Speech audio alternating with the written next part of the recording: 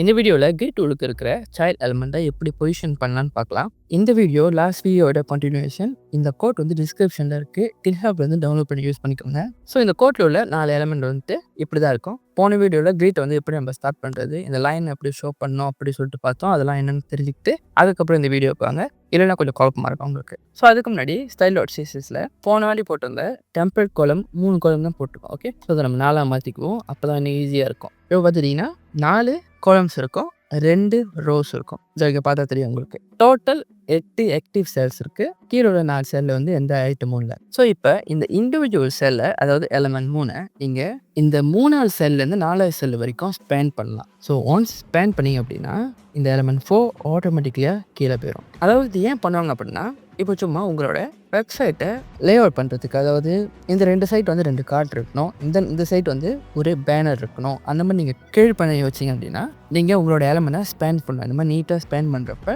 உங்களோட இந்த 3வது ஐட்டம் மட்டும் ஒரு பேனராக தெரியும், அதாவது ஒரு பெரிய பேனராக தெரியும். ஸோ அதுக்காக தான் நம்ம இந்த மெத்தட் யூஸ் பண்ணுறோம். ஸோ இந்த 3வது செல்லில் இருக்க எலமெண்ட் 3 வந்து எப்படி 4வது செல் வரைக்கும் ஸ்பேன் பண்ணலான்னு பார்க்கலாம். ஸோ அதுக்கு இந்த கிரிட் 3, ஓகே, இந்த கிரிட் 3 தான் நம்ம டைரக்ட் சைல்டில் தான் ப்ராப்பர்ட்டியும் வேல்யூவும் கொடுக்க போகிறோம். என்ன ப்ராப்பர்ட்டி கொடுக்க போகிறோம் அப்படின்னா, கிரிட் நம்மளுக்கு வந்து காலம் தானே ஸ்பேன் பண்ணோம். ஸோ கிரிட் காலம் ஸ்டார்ட் எப்படின்னு கொடுத்தோம் அப்படின்னா, ஸோ இதில் நம்ம என்ன வேல்யூ போடணும் அப்படின்னா, நம்மளோட இந்த 3வது காலம் எங்கேருந்து ஸ்டார்ட் பண்ணணும் அப்படின்னு சொல்லிட்டு, எங்கேருந்து ஸ்டார்ட் பண்ணோன்னா நீங்கள் லைன் நம்பரை போடலாம். ஓகே, இந்த லைன் வந்து உங்களுக்கு தெரியல அப்படின்னா இன்ஸ்பெக்ஷன் விண்டோவில் லே அவுட் போய்ட்டு சம்டைம்ஸ் ஹைட் லைன் நம்பர்ஸில் இருக்கும். ஸோ உங்களுக்கு லைன் நம்பர்ஸ் தெரியாது, நீங்கள் ஷோ லைன் நம்பர்ஸ் மாற்றினீங்க, உங்களுக்கு லைன் நம்பர்ஸ் தான் தெரியும். ஓகே, இப்போ உங்களோட காலம் ஸ்டார்ட்டை நீங்கள் லைன் நம்பரில் ப்ரிஃபர் பண்ணலாம். அதாவது உங்களோட காலம் ஸ்டார்ட் வந்து இந்த 3வது லைனில் ஆரம்பிக்கணும். ஓகே, நீங்கள் பார்த்தீங்கன்னா உங்களுக்கு எல்லா லைனுமே இருக்கும். இங்கே வந்து எலிமெண்ட் 1ஓட ஸ்டார்டிங் லைன் 1ன்னு போட்டிருக்கு, எலிமெண்ட் 1ஓட எண்ட் லைன் வந்து 2ன்னு போட்டிருக்கு, எலிமெண்ட் 2ஓட எண்ட் லைன் இந்த 3,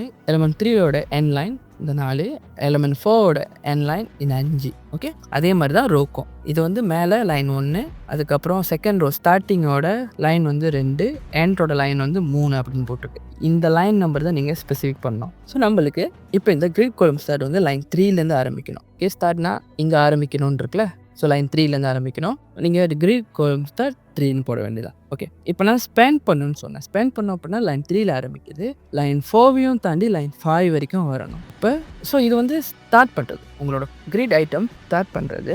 அதே மாதிரி கிரிட் காலம் எண்ட்னு சொல்லிட்டு இன்னொரு ப்ராப்பர்ட்டி இருக்குது. இதுதான் உங்களோட ஸ்டார்ட் பண்ண உங்களோட கிரிட்டை வந்து எண்ட் பண்ணும், அதாவது முடிக்கும். ஸோ கிரிட் காலம் ஸ்டார்ட்டில் 3 இருக்குது அப்படின்னா உங்கள் முடிவு வந்து, அதாவது கிரிட் காலம் எண்ட் வந்து இந்த லைன் 5ல் தான் முடியணும். அப்போ தான் உங்களுக்கு 2 செல்லில் வந்து இந்த எலிமெண்ட் 3 ஸ்பேன் பண்ணும். ஸோ கிரிட் காலம் எண்ட் வந்து 5 போட்டுக்க வேண்டாம். ஸோ 3ல் ஆரம்பித்து உங்களோட எலிமெண்ட் 5ல் முடியும். சேவ் பண்ணிட்டு பார்த்தோன்னா தெரியுதா? ஸோ எலிமெண்ட் 3 வந்து 3லேருந்து 5 வரைக்கும் ஸ்பேன் ஆகிருக்கு நீட்டாக. ஓகே, நீங்கள் வந்து இந்த கிரிட் வந்து அடிச்சுட்டு பார்த்தீங்கன்னா உங்களுக்கு தெரியும் இந்த மாதிரி இருக்கும். தொடர்ந்து பார்த்தீங்கன்னா ஸோ லைன் 3ல் ஆரம்பித்து லைன் 5ல் முடிக்கிறதா இருக்கும். அதுக்கப்புறம் வர்ற எலிமெண்ட்ஸ் ஆட்டோமேட்டிக்காக கீழே போயிடும். ஸோ காலம் மட்டும் தான் அப்படி பண்ண முடியும்னா நீங்கள் ரோக்கு கூட பண்ண முடியும். அதாவது மேலே உள்ள லோலேருந்து கீழே உள்ள ரோ வரைக்கும் ஸ்பேன் பண்ணி இந்த மாதிரி நீட்டாக இழுக்க முடியும். சேம் மெத்தட், ஆனால் வேறு வேறு ப்ராப்பர்ட்டி. ஓகே, எப்படி கோலம்க்கு grid column start grid column end இருக்கோ, அதே மாதிரி ரோக்கும் grid row start grid row end இருக்குது. அதாவது கிரிட் ரோ